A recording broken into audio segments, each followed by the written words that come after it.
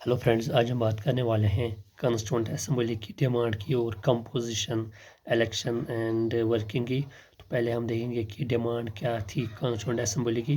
तो पहले it was in 1934 that the idea of constituent assembly for India was put forward for the first time by M. N. Roy, a pioneer of communist movement in India. In 1935, the Indian National Congress for the first time officially demanded a constituent assembly to frame the Constitution of India. In 1938, Jawaharlal Nehru, on the behalf of Indian National Congress, declares that the Constitution of Free India must be framed without outside interference by a constituent assembly elected on the basis of adult franchise.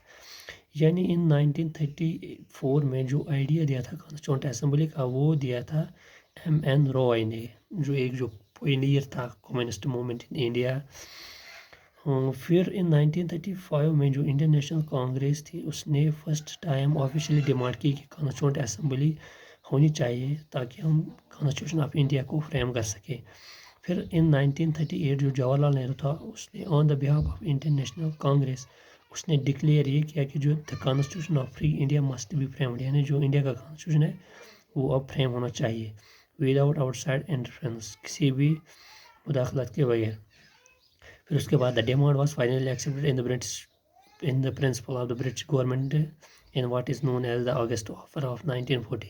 In 1942, Sir Stafford Cripps, a member of the cabinet, came to India with a draft proposal of British government on the framing of an independent constitution to be adopted after the World War II. The Cripps proposal was rejected by the Muslim League, which wanted India to be divided into two autonomous states with two separate constituent assembly. Finally, a cabinet mission was sent to India. While it rejected the idea of two constituent assemblies, it put forth a scheme for the constituent assembly which more or less satisfied by Muslim League. यानी ये जो demand थी, जो फिर जवाहरलाल नेहरू ने की थी on the behalf of Indian national Congress, तो ये डिमांड फिर एक्सेप्ट हुई इन ब्रिटिश गवर्नमेंट, जिसे हम एज ऑगस्ट ऑफर भी कहते हैं, 1940 में जो हुआ था।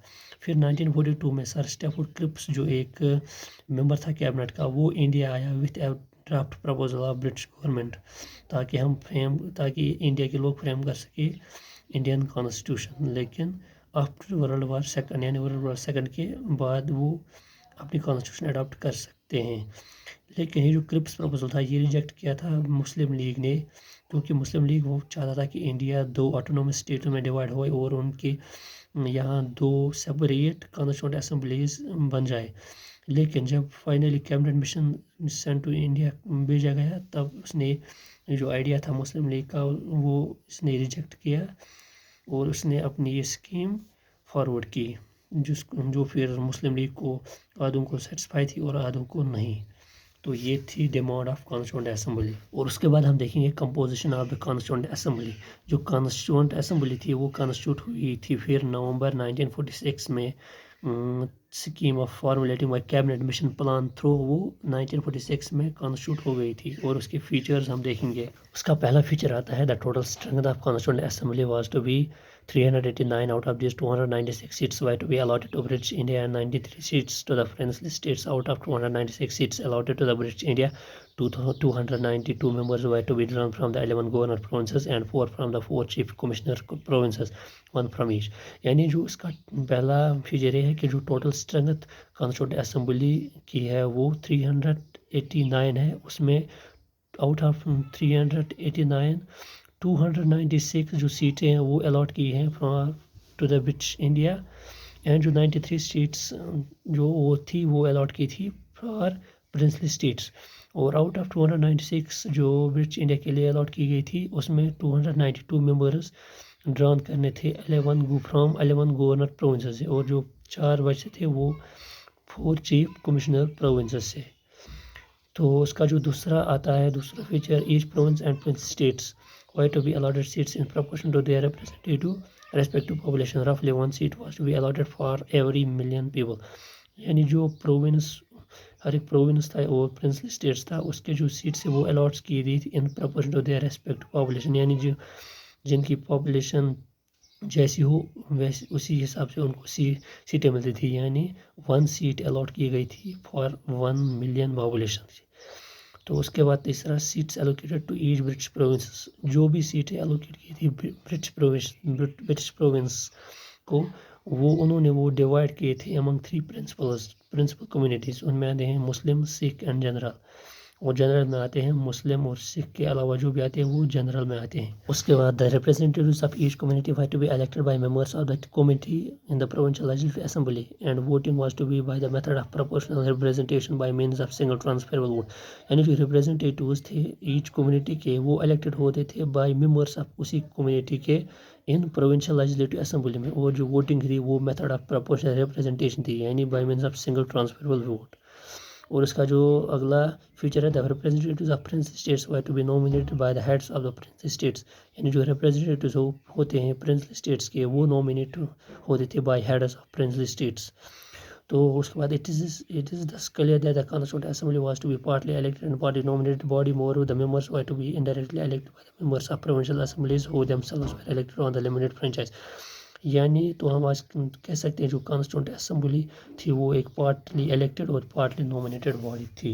उसके बाद हम इलेक्शन की बात करेंगे।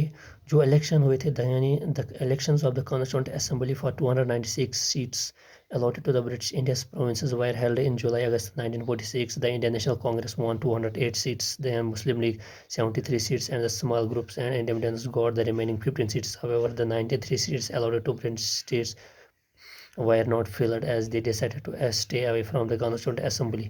Although the Constituent Assembly was did not directly elected by the people of India on the basis of adult franchise, the Assembly comprised representatives of all sections of Indian society, Hindus, Muslims, Sikh versus Anglo-Indians, Indian Christians, SC, STs include women of all these sections. The Assembly included all important personalities at that time with the exception of Mahatma Gandhi. यानी उस जब elections हुए थे constituent assembly में 296 seats के लिए जो British India के लिए अलॉट की गई थी, वो हेल्ड हुए इन जुलाई अगस्त 1946 में।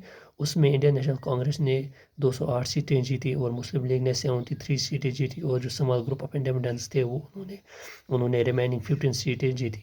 हाउएवर जो 93 सीट्स अलॉट की गई थी प्रिंसली स्टेट्स के लिए वो फिल नहीं हुए, तो उसने डिसाइड किया कि हम दूरी रहेंगे फ्रॉम कॉन्स्टिट्यूएंट असेंबली।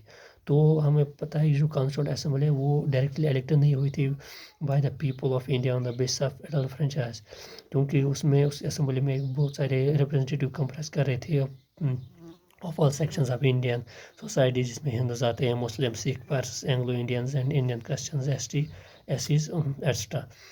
तो उसके बाद हम वर्किंग ऑफ कॉन्स्टिट्यूएंट असेंबली के बारे में बात करेंगे। जो कॉन्स्टिट्यूएंट असेंबली थी उसने पहली मीटिंग हेल्ड की थी दिसंबर 9, 1946 में, जिसमें मुस्लिम लीग ने बाइकआउट किया ये मीटिंग क्योंकि वो इंसिस्ट कर रहे थे सेपरेट स्टेट ऑफ पाकिस्तान।